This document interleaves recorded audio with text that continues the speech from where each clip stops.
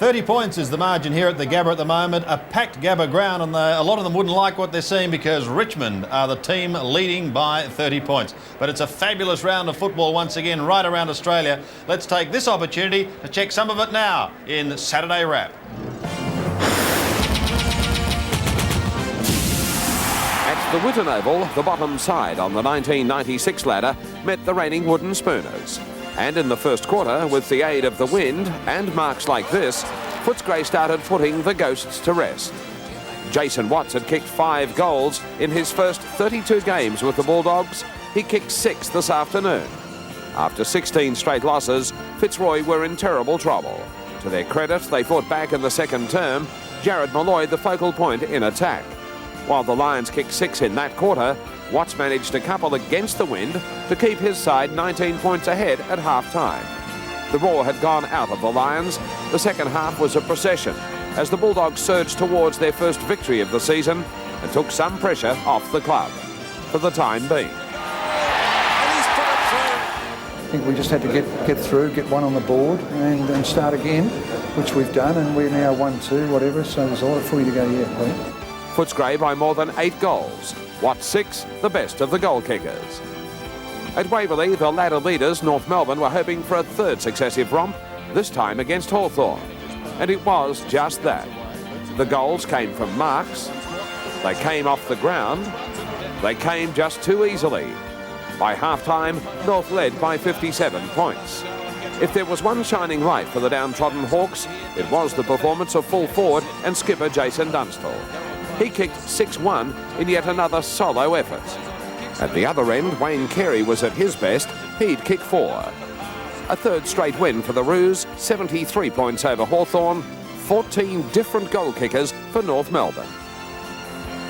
Craig Willis bringing us up to date in Saturday Wrap. Now reports Tim McGrath for allegedly striking Matthew Liptak in a trial by video, so the league moving swiftly on that one. And James Cook of Footscray for allegedly striking Lamb of Fitzroy. So that is the reports as they stand at the moment. I'm sure that Scott Palmer will have plenty of news, though, surrounding our great game. The sporting editor of the Sunday Herald Sun. Scotland, welcome to you. And firstly, it would have been an emotional day for Alan Joyce, and I believe that he offered his resignation more than once to the club during the week. Yes, he offered it twice to Peter Gordon on the Saturday and the Sunday after that bad day last weekend. He said he stayed on because the club wanted him, but he said, I offered the club a solution to take pressure off the board. Now, that's patriotism, Sandy. And as far as response has been concerned, their membership drive has been highly successful. Yeah, over the last week, during that week of crisis, they've sold 3,500 memberships, totalling about $2,500,000. So it's not bad work by the Bulldogs. Are you sure it's $2,500,000? I'm going to go into footy if it is. 250,000. Yeah, well, that's excellent news, though. And what about Fitzroy and Mickey Noonan? Not good. He said you can't build a team in 1, 2 or 3 years. It takes a long time. And he said, I don't know whether we'll have the opportunity to stick around that long. I think he gave it a bit of a clue there, but there was no merger talk out there at the Footscray Oval today. I sat with both presidents. Now, Scotty, you said there was no merger talk there. It mightn't have been between the presidents. I bet you mentioned it. I was doing a little bit of gossiping there, yes. But all they said was, please pass the salt, Peter. So there is no talk at all of mergers? No, there wasn't. The 2 commissioners that were there, Ron Evans and Colin Carter, they were making a few little sort of jibes, but no, nothing was discussed. We looked, Scotty, at the reports that come out of the weekend so far, and I believe that a trainer's been reported. Yes, Bruce Wilkinson out there at Footscray, he put up his hand and tried to handle the ball, and he's been reported by 2 umpires. That's another one for Busy and probably Elaine Candy this week, Sandy. Let's talk about the other game that's been played. Big winners, North Melbourne. But did that victory come at a cost to the Roos? It does a bit, yeah. Crocker, Scholl and Laidley have all got injuries, but 14 goal kickers.